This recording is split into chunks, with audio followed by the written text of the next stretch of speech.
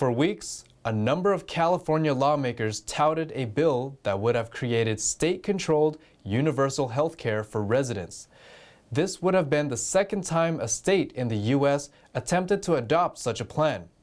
But the headline-making yet controversial bill died in the state assembly yesterday. NTD's Cynthia Kai spoke with a surgeon to hear more about the concept of universal health care.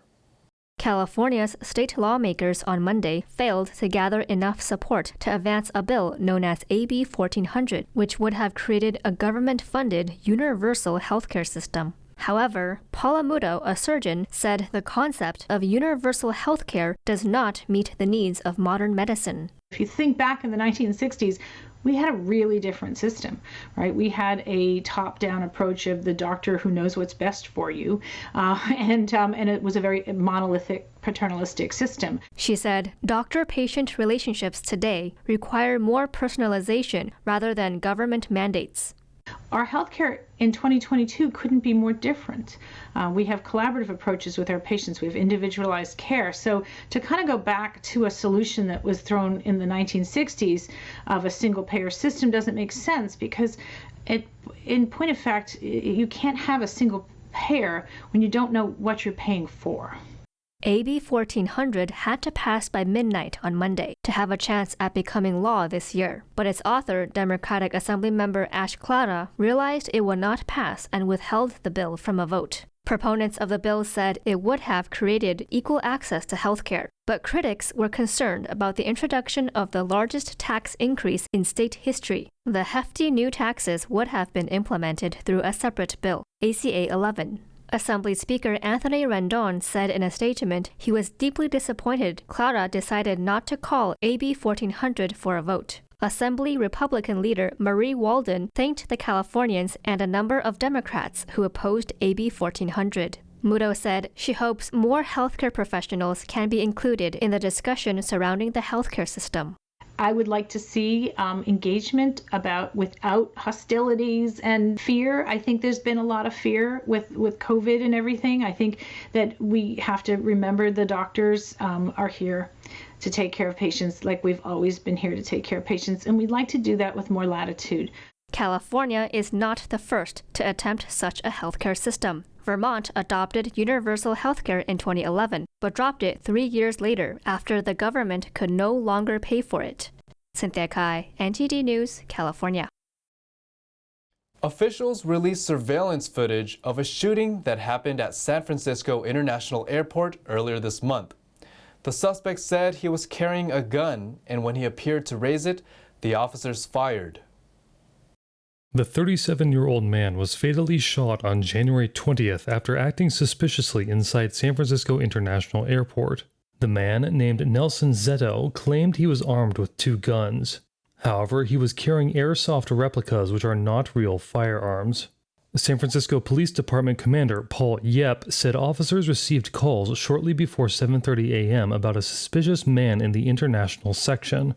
The calls said he had no luggage and was holding his midsection area as if trying to hide something. When officers approached Zetto, he pulled out what appeared to be a gun from his jacket. He said to them he had another gun and this one's loaded. Additionally, Zetto told officers to shoot him center mass as well as thanking them for their service. A negotiator told Zetto to put down the guns and said the police wanted to help. After Zetto dropped one gun, he appeared to draw another gun and officers fired. He fell backwards and police fired once more when he appeared to reach for the gun again. The police administered aid to Zetto before medics arrived. However, he succumbed to the injuries. The California Department of Justice is now investigating the incident. Several new requirements went into effect in the Bay Area.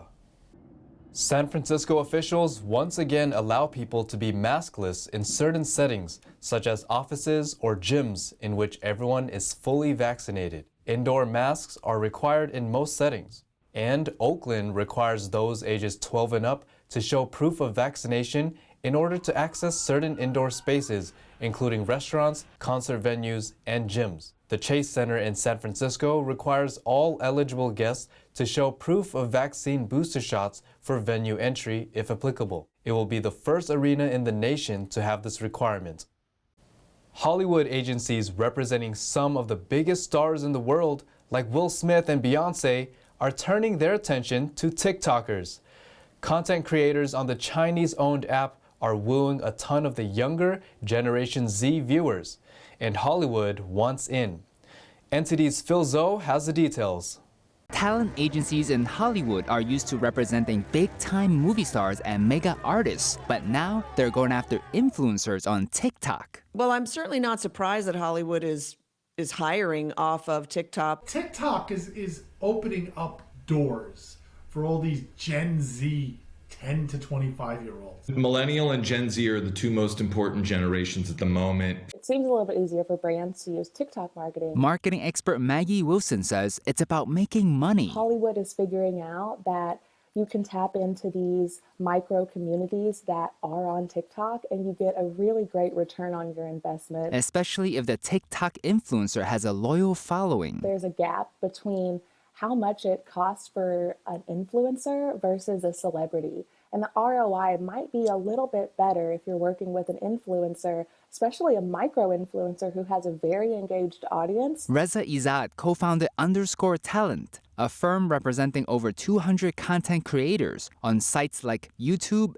Instagram, and TikTok. As ad dollars have shifted out of traditional spend into digital, this creator class has been a significant beneficiary, and we think that the business opportunities around all digital creators. He says digital content grew, especially during the pandemic. It was hard to shoot an ad. It was very easy to do a YouTube video and a TikTok campaign. Social media consultant Robert Stern says agencies also want to leverage TikTok talent and pass their knowledge onto their current celebrity clients. They want to leverage the loyalty of the audience that these TikTokers have, but they also want to learn from them to help their in-house clients, big names. TikTok recently became the most visited site, even ahead of Google. But actress and TV show host Sam Sorbo says when things are too good to be true, beware. It is, in effect, spyware.